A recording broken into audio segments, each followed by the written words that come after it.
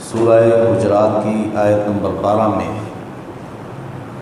अल्लाह रब्बुल इज़्ज़त इरशाद फरमाता है, या अय्युहल्लज़ीना आमनुत्तनिबू कसीरम मिनज़्ज़न, ऐ ईमान वालों ज़्यादा गुमानात से बचो। ज़हन में जो इंसान के गुमान आते हैं, सोच आती है, हमारा इन ज़्यादा गुमानात से बचो, क्योंकि सारे गुमान सही नहीं होते। और अल्लाह हुज़्ज़त ने फरमाया, इन्न बाज़-ज़न्नि इस्मुन, बेशक कोई ऐसा भी गुमान होता है जो गुनाह हो जाता है। जिस वक्त हम कोई ज़हन के अंदर गुमान रखते हैं और फिर उसके मुताबिक जब हम अमल करते हैं तो वो गुनाह बन जाता है।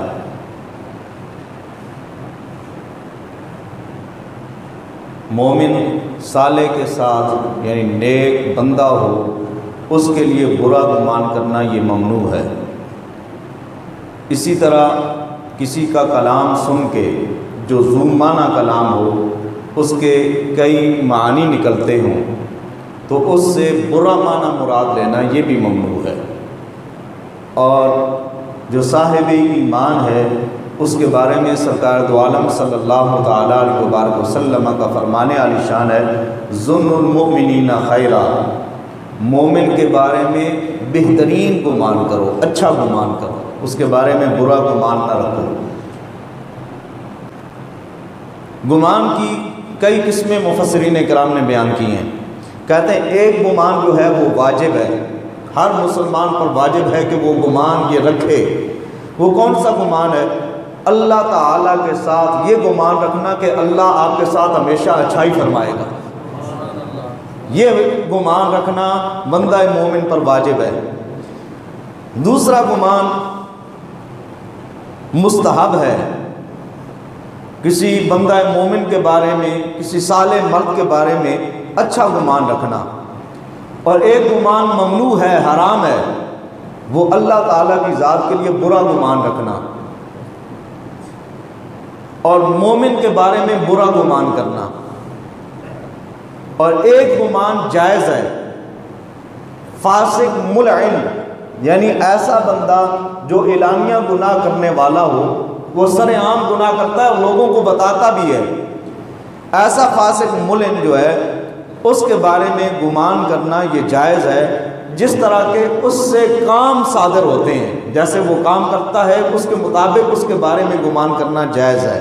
यानी एक बंदा ऐसा है जो किसी को हर वक्त इज़ा ही देता है, तकलीफ़ ही देता है, तो उसके बारे में ये गुमान करना, यार ये बंदा फिर सामने आ रहा है, मुझे तकलीफ़ देगा, तो ऐसे बंदे के लिए ऐसा गुमान रखना जायज़ है। जो हमेशा क्या करता है, बुराई ही करता है, अच्छाई की उससे उम्मीद नहीं होती। वला तजस्ससू, और किसी की जासूसी ना करो, किसी के छुपे हुए ऐबों को ना टटोलो। फी ज़माना हमारा काम यही है, हम क्या करते हैं, अपने दूसरे भाइयों के ऐब तलाश करते हैं कि किसी का कोई ऐब मिल जाए, और फिर किसी का ऐब मिल जाए तो फिर उसके हम झंडे गाड़ते हैं ताकि उसकी बेइज्जती हो, उसकी बेहुरमती हो। तो अल्लाह रज़्ज़त ने फरमाया, वला तजस्ससू, किसी के ऐब न तलाश किए करो। जिन ऐबों को अल्लाह रब्बुल इज़्ज़त ने छुपा रखा है उनको छुपा रहने दो। एक हदीस मुबारका का मफ़हूम और लुब्बे लुबाब खुलासा बयान किए देता हूँ। नबी पाक सल्लल्लाहु अलैहि वसल्लम का फरमाने वाली शान है, वो शख्स जो अपने ऐबों को किसी के सामने बयान नहीं करता, गुनाह उससे सज़द हो जाते हैं, लेकिन वो लोगों के सामने अपने ऐबों को, अपने गुनाहों को बयान नहीं करता, क़यामत वाले दिन जिस वक्त रब की बारगाह में हाजिर होगा, उसके जो गुनाह होंगे वो पहाड़ों की तरह होंगे, लेकिन उनके ऊपर पर्दा डला हुआ होगा। वो सत्तार है ना, पर्दा डालना चाहे तो डाल देता है, उनके ऊपर पर्दा डला होगा। और अल्लाह रब्बुल इज़्ज़त अपने बंदे से सरगोशी फरमाएगा, कान में फरमाएगा, ऐ मेरे बंदे ये बताना ये गुनाह तेरे हैं। बंदा अर्ज़ करेगा, हाँ मौला ये मेरे हैं, ये मैंने ही गुनाह किए हैं। जिस वक्त बंदा अर्ज़ करेगा, मौला ये मैंने किए हैं, तो अल्लाह रब्बुल इज़्ज़त से पूछेगा, क्या लोगों के सामने तू बयान किया करता था कि ये मेरे गुनाह हैं या नहीं? वो अर्ज़ करेगा, मौला मैं लोगों से छुपा के रखता था। अल्लाह रज़ा फरमाएगा, तो दुनिया में लोगों से छुपाता रहा है, आज मैदान माशर में भी मैं तेरे गुनाहों को लोगों से छुपा कर तुझे जन्नत का सजावार बना रहा हूँ। तुझे जन्नत का मुस्तहिक बना रहा हूँ। इसलिए दूसरों के ऐब जाहिर करना वो तो गुनाह है ही, लेकिन अपने गुनाहों को भी छुपाएं, अपने गुनाहों को लोगों के सामने बयान ना करें, ताकि कल क़यामत वाले दिन अल्लाह हमारे ऐबों को छुपा के हमें जन्नत का मुस्तहिक बना दे। और नबी पाक सल्लल्लाहु तआला अलैहि वसल्लम का फरमाने आली शान है कि बुरे गुमान से बचो, ये गुमान बड़ी झूठी चीज़ है। और मुसलमान को चाहिए कि किसी मुसलमान की ऐब जोई ना करे, यानी उसके ऐब तलाश ना करे, और उसके साथ हसद बोझ ना रखे। अल्लाह ताला के बंदो, आपस में भाई बने रहो। हुजूर अलैहिस्सलाम ने फरमाया, अल्लाह के बंदो आपस में भाई बने रहो जैसा कि तुम्हें हुक्म दिया गया है। और एक मुसलमान दूसरे मुसलमान का भाई है, और एक मुसलमान को चाहिए कि वो दूसरे मुसलमान पर ना जुल्म करे, ना उसे रुसवा करे, ना ही उसे हकीर जाने। और फिर आका अलैहिस्सलाम ने दिल की तरफ इशारा करते हुए 3 मरतबा आका अलैहिस्सलाम ने फरमाया, तकवा तो यहाँ होता है, परहेज़गारी तो यहाँ होती है, परहेज़गारी तो यहाँ होती है। हुजूर अलैहिस्सलाम ने 3 मरतबा दिल की तरफ इशारा फरमाया। और फिर आका अलैहिस्सलाम ने फरमाया कि मुसलमान का दूसरे मुसलमान पर खून, उसकी इज्जत और उसके माल को अल्लाह रब्बुल इज़्ज़त ने हराम करार दिया है। यानी ना हक किसी का माल ना खाओ, किसी की आबरू रेजी ना करो, और किसी मुसलमान का खून ना बहाओ। और फिर आका अलैहिस्सलाम ने फरमाया, अल्लाह तुम्हारी सूरतों और तुम्हारे अमलों की तरफ नहीं देखता, बल्कि अल्लाह तो तुम्हारे दिलों की तरफ देखता है, तुम्हारे दिलों के अंदर क्या चीज़ है। वला तजस्ससू, किसी के ऐब तलाश ना करो। और एक हदीस मुबारक के अंदर आता है, नबी पाक सल्लल्लाहु तआला अलैहि वसल्लम ने फरमाया, मन सतरा मुमिना, जो आदमी किसी बंदा मोमिन के ऐबों को छुपाता है, सतरहुल्लाहु यौमल क़यामा, अल्लाह क़यामत वाले दिन उसके ऐबों पर पर्दापोशी फरमाएगा। तो इसलिए किसी के ऐब अगर किसी को पता चल भी जाते हैं तो कोशिश करें कि उसके ऐबों को छुपाएं, ना कि ऐलान करते फिरें और गली गली मोहल्ले मोहल्ले लोगों को बताते फिरें कि फलां बंदे के अंदर यह ऐब पाया जाता है। वला यग़्तब बादुकुम बादा, और तुम में से कोई एक आदमी दूसरे बंदे की गीबत ना करे।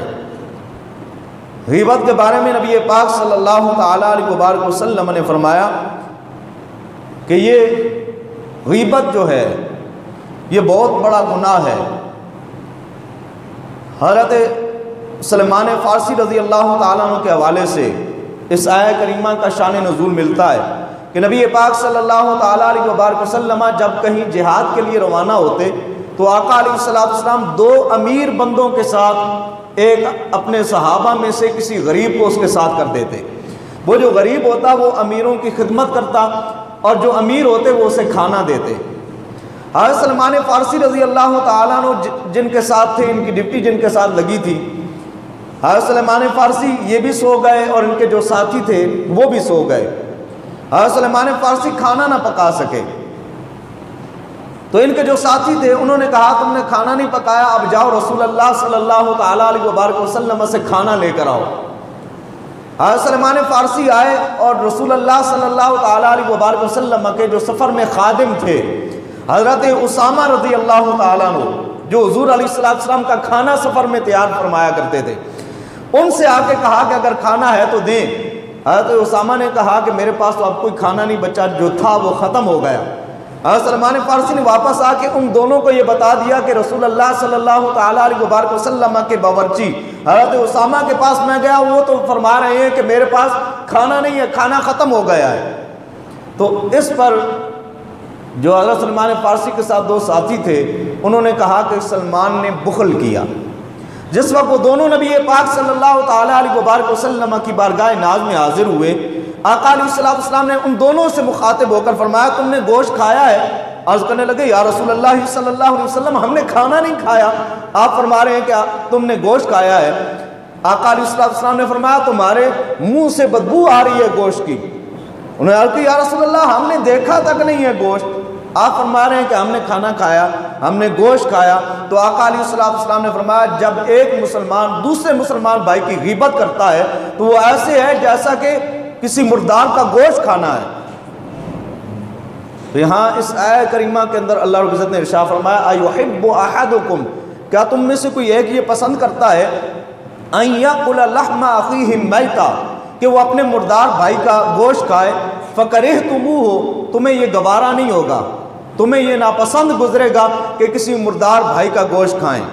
वत्तकुल्लाह, अल्लाह से डरो, इन्नल्लाह तव्वाबुर रहीम, बेशक अल्लाह तौबा कबूल फरमाने वाला और रहम फरमाने वाला है।